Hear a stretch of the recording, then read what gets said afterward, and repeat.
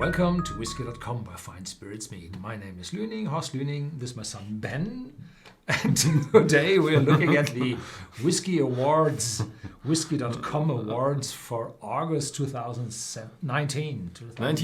Yeah, it was a good month with 5 whiskies. So yeah, we tasted quite a lot. But it's still there are quite a number of really good whiskies in there. As suggested, the Jack Daniel's Old Number 7. Yeah, there's no whiskey that I tried on my own. So either I'm really critical or I'm not getting the best whiskies here. So I suggested the Old Number 7, but somehow it got rejected. So it typically is that way that we visit or we taste those whiskies which are very much for the public. We taste together. The more specialized whiskies we taste that way, and that we are doing those where we had visited the distillery. And with these, I think 3 of them we tried together. Yeah, so, because we visited it together.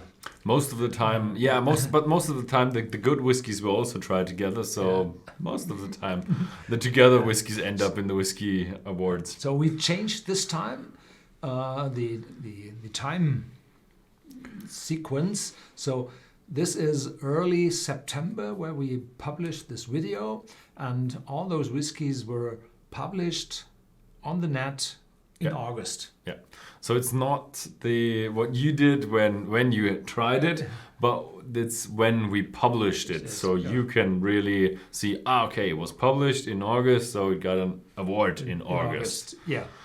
And let's start with the Blair Athol, Flora and Fauna. And that one is a long friend of mine for decades. And this is very well done.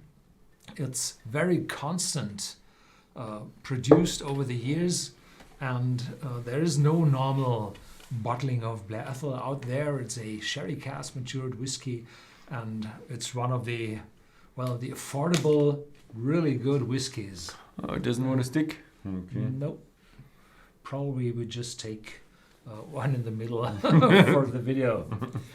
The next one is a cask strength vintage 2008, 10 years of age, whiskey by Ben Nevis. And no, it won't. Leave it there. And this bottle has a cousin. It's the 10-year-old with a drinking strength. But I think we've tried that together, right? And this one was, I think we got it quite exclusive. I'm not really sure, but it's really a good one. No, I don't think so. I don't know. Yeah, but it's a limited one. It's a limited 2008 one, and it's first fill, bourbon and sherry, and wine casks. So this is quite heftily. So it's a sherry and wine cask strength. Okay, maybe that's why it's a bit better than the 10-year-old, right? Yeah. So next one we had together. I remember that one. That was the ruby port finish. That was nice. That was really good. Yeah, that really deserves the Whisky.com award. And you were with this because you were the only one of both of us which visited the distillery. When I was there in 95, 96, 97, it was always closed. So I stand for closed doors. They weren't producing in that time, but now they are under new ownership. And it's running. Yeah. It's running, and it's a beautiful distillery. It's a small, but it's a town distillery, so it's not on the countryside where you just have fields all around and tons of warehouses. No, it's actually in the town of Campbelltown, so you can stay nicely in Campbelltown and just walk there. Yeah, and they changed their bottlings because there's a new proprietor, and they are looking more carefully at the whiskies they have. They do not have this huge amount of bottles that big at Glen Scotia, never. But now there's more individual casks, more smaller batches, better selected, more finishing. So quality, I think, is with this one very, very high, and hopefully with the other whiskies coming out from them as I well. really love that they got some Ruby podcast. Yeah, That was awesome. that's it. So the next one is Ben Rinnes, and this Ben Rinnes, no, it's Balmenach. Balmenach. Balmenach. We talked about the Ben Rinnes before. This is Balmenach 1988. So it's quite an old one, 8 years of age until the bottling, and really 30 and a half years old. And it's from a hogshead for 30 years. So you see that there's not too much of wood in it. So even for a 30-year-old, it's not overwhelmed by wood. It's just right. It's on top of maturity and not over the top. And it's cask strength and individually bottled for us.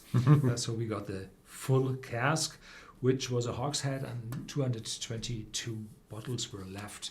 So just a good one. And the next one is A really, really good one. top of the Really whiskies. love one. So it came with this extreme I box, which just cost put it just, here.